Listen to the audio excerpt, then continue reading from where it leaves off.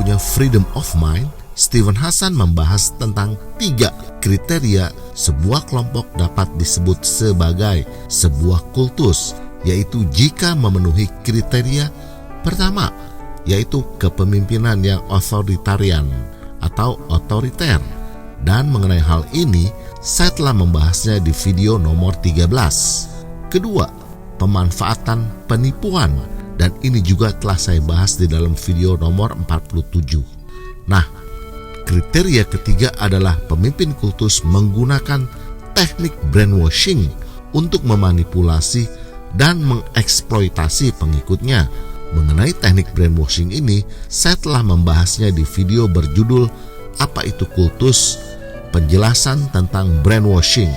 Semua link video itu ada di bagian deskripsi, jadi tolong check them out ya. Nah, kali ini saya ingin membahas salah satu contoh efek dari teknik brainwashing, yaitu bagaimana sih contohnya program brainwashing itu bekerja atas para pengikut kultus. Dalam kasus kita ini, yaitu para saksi Yehova.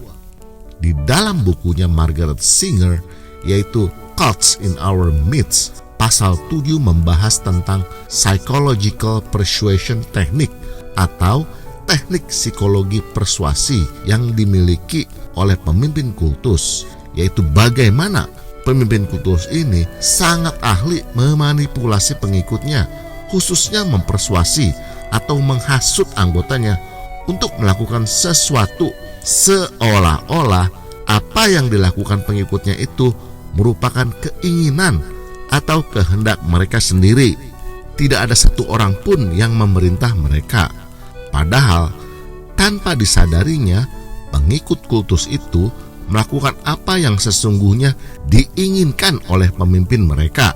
Margaret Singer menyebutnya sebagai indirect directives atau perintah tidak langsung. Para anggota kultus sering mengatakan kepada keluarga dan teman-teman mereka, tidak ada yang menyuruh-nyuruh saya. Saya memilih untuk melakukan apa yang saya ingin lakukan. Membuat para anggota berpikir seperti itu adalah salah satu manipulasi yang dikuasai oleh para pemimpin kultus yang terampil dalam memperoleh suatu tindakan melalui perintah tidak langsung dan implikasinya. Menyelesaikan tugas ini lebih mudah ketika anggotanya itu berada dalam keadaan kondisi yang labil, lelah atau cemas, atau di bawah tekanan.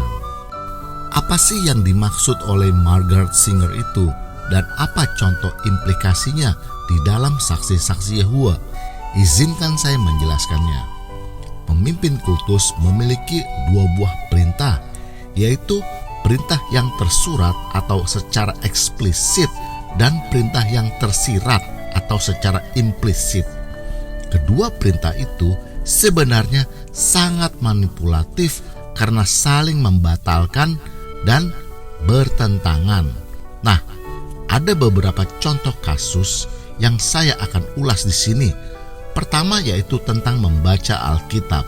Di gedung lama lembaga menara pengawal yang telah dijual itu di Brooklyn, New York, terpasang papan reklame dengan suatu kalimat yang sangat baik untuk mengingatkan orang yang berbunyi, "Read the God's Word, the Holy Bible, daily," atau bacalah firman Allah, kitab suci, setiap hari. Bahkan jika kita sedang belajar Alkitab dengan saksi-saksi Yehova di rumah, mereka selalu mendorong kita untuk membaca Alkitab untuk mengkonfirmasi apa yang diajarkan oleh saksi Yehova sesuai dengan Alkitab. Semua anjuran organisasi Yehova itu sangat baik, bukan? Dan saksi-saksi Yehova percaya bahwa membaca Alkitab setiap hari bermanfaat bagi kehidupan rohani mereka. Nah, menurut Singer, ini semua adalah perintah yang tersurat atau secara eksplisit, yaitu membaca Alkitab. Tetapi pada saat yang sama, organisasi Yehova juga memiliki perintah yang tersirat yang membatalkan perintahnya yang tersurat itu. Perintah tersirat ini bisa kita temukan di dalam majalah Menara Pengawal edisi tahun 1981 yang mengatakan, tidak soal di mana kita tinggal di bumi ini, firman Allah terus membantu sebagai terang pada jalan kita dan pelita pada kaki kita, sehubungan dengan tingkah laku dan keyakinan kita. Tetapi Allah Yehuwa juga telah menyediakan organisasinya yang kelihatan, hambanya yang setia dan bijaksana, yang terdiri dari orang-orang yang diurapi dengan Roh Suci, guna membantu orang-orang Kristen dari semua bangsa agar dapat dengan tepat mengerti dan menggunakan Alkitab dalam hidup mereka. Kecuali kita berhubungan dengan saluran komunikasi yang Allah gunakan, kita tidak akan maju pada jalan menuju kehidupan. Tidak soal berapa banyak pembacaan Alkitab yang kita lakukan. Perhatikan kutipan itu, yaitu kecuali kita berhubungan dengan saluran komunikasi yang Allah gunakan, kita tidak akan maju pada jalan menuju kehidupan. Tidak soal berapa banyak pembacaan Alkitab yang kita lakukan. Apakah artinya pernyataan tersirat ini? Jelas, meskipun seorang saksi Yehuwa mengatakan bahwa ia membaca Alkitab setiap hari, bahkan menyarankan kita untuk membaca Alkitab, tetapi pernyataan Menara Pengawal itu mengatakan bahwa tidak peduli berapa banyak anggotanya membaca Alkitab, faktanya ia sia-sia tanpa membaca publikasi yang disediakan oleh Allah Yehuwa melalui hambanya yang setia dan bijaksana, yaitu organisasi Lembaga Menara Pengawal. Membaca Alkitab sebanyak apapun juga, ia tidak akan maju pada jalan menuju kehidupan tanpa saluran yang Allah gunakan, yaitu organisasi Menara Pengawal. Jadi logikanya sangat jelas, yaitu berdasarkan perintah langsung yang sangat baik dari Menara Pengawal, yaitu menyarankan seseorang membaca Alkitab setiap hari. Dan pernyataan ini bahkan tertera begitu besar di gedungnya dan di setiap publikasi-publikasinya. Tetapi ketika seseorang menjadi saksi Yehuwa, tanpa ia sadarinya, ia masuk ke dalam suatu kondisi di mana perintah secara tersirat mempengaruhinya, yaitu Menara Pengawal mengatakan sebaliknya, yaitu tanpa organisasi Lembaga Menara Pengawal, ia tidak akan mengerti Alkitab, berapapun banyak pembacaan Alkitab yang ia lakukan. Luar biasa, bukan? Sudahkah saudara sekarang memahami bagaimana teori Margaret Singer ini berlaku terhadap kehidupan dan pola pikir saksi-saksi Yehuwa? Dan tentunya saksi-saksi Yehuwa tidak menyadari akan hal ini. Bahkan jika kita mau kaji dengan cermat kutipan dari majalah Menara Pengawal edisi tahun 1981 itu, dalam satu paragraf mengandung dua pernyataan yang saling bertentangan. Perhatikan kalimat, tidak soal di mana kita tinggal di bumi ini, firman Allah terus membantu sebagai terang pada jalan kita dan pelita pada kaki kita, sehubungan dengan tingkah laku dan keyakinan kita. Nah, pernyataan kutipan ini adalah benar sesuai dengan Alkitab. Setiap orang Kristen pasti setuju bahwa firman Allah itu terang bagi jalan kita dan pelita bagi kaki kita. Namun demikian, kita cermati kalimat berikutnya yang dimulai dengan kata tetapi.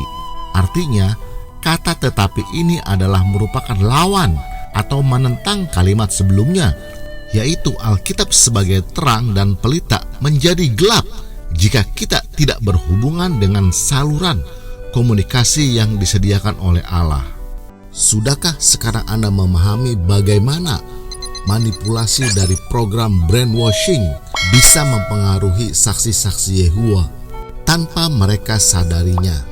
Sekarang kita bahas poin kedua, yaitu siapakah pemimpin saksi-saksi Yehuwa, Yesus atau badan pimpinan? Setiap saksi Yehuwa yakin 100% bahwa pemimpin mereka adalah Yesus dan mereka sedang menjalankan perintah Yesus. Kita perhatikan kutipan dari majalah Menara Pengawal edisi tahun 2010 berikut ini. gereja-gereja susunan Kristen memiliki pemimpin manusia seperti paus di Roma, para patriark dan uskup gereja-gereja ortodoks timur, dan para pemimpin agama-agama lain. Saksi-saksi Yehova tidak mengakui manusia sebagai pemimpin mereka. Mereka bukan murid atau pengikut manusia manapun.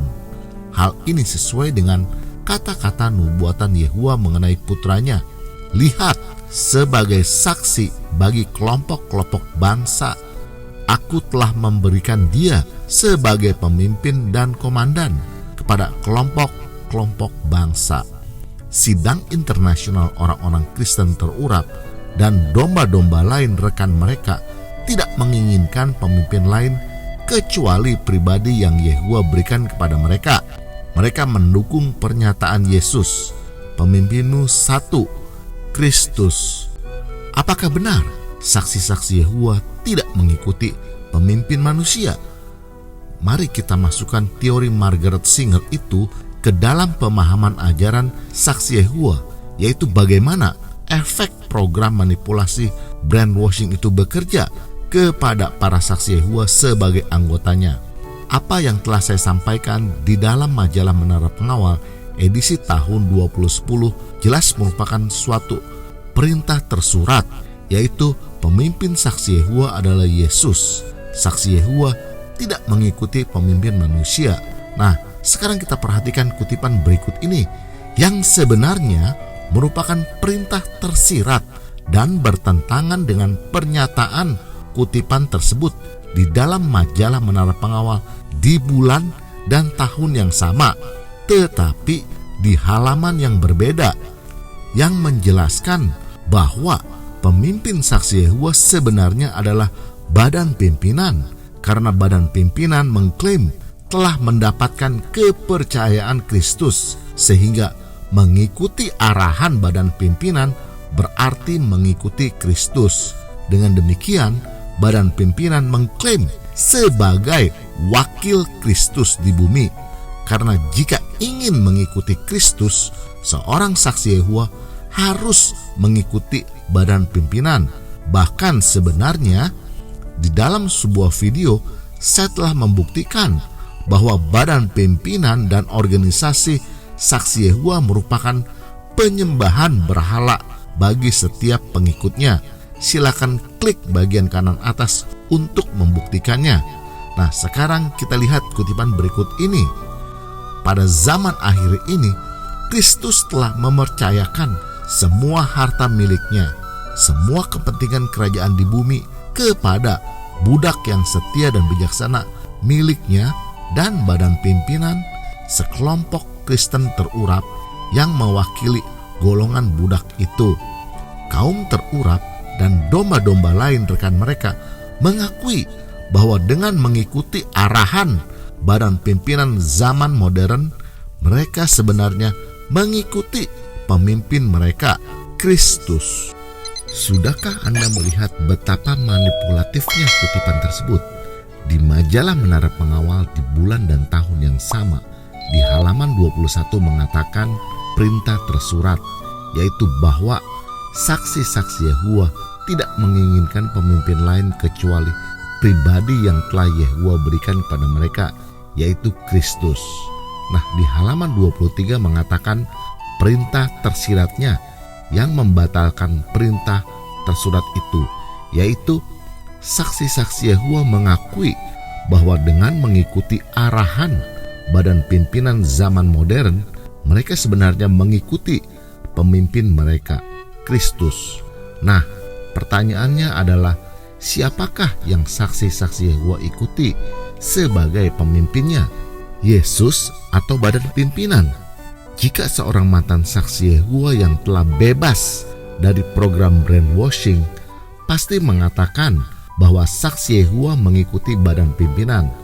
Tetapi sebaliknya, jika saksi Yehova aktif menyaksikan video ini pasti mengatakan mereka mengikuti Yesus.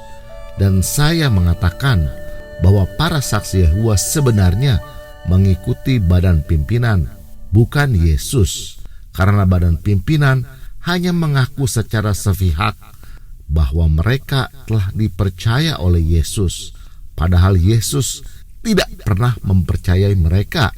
Semua yang diklaim oleh badan pimpinan hanyalah sebuah klaim secara sepihak yang bersumber dari mereka sendiri saja. Kita tidak bisa mengkonfirmasi kebenaran apa yang mereka klaim itu kepada Kristus. Dan jika kita melihat pengakuan badan pimpinan memperoleh pemilihan oleh Yesus pada tahun 1919, maka kita segera sadar dan tahu bahwa mustahil Yesus mempercayai badan pimpinan karena mereka telah berdusta memperoleh pemilihan tersebut. Silakan klik kanan atas untuk videonya atau linknya di bagian deskripsi yang membuktikan dusta pemilihan badan pimpinan oleh Yesus. Nah, bagaimana pendapat Anda? Silakan komentar ya. Jika Anda seorang Kristen yang menyaksikan video ini, tolong bantu saya men-share channel ini kepada saudara seiman lainnya agar mereka tidak disesatkan oleh sebuah kultus berkedok agama Kristen. Terima kasih. Tuhan Yesus memberkati.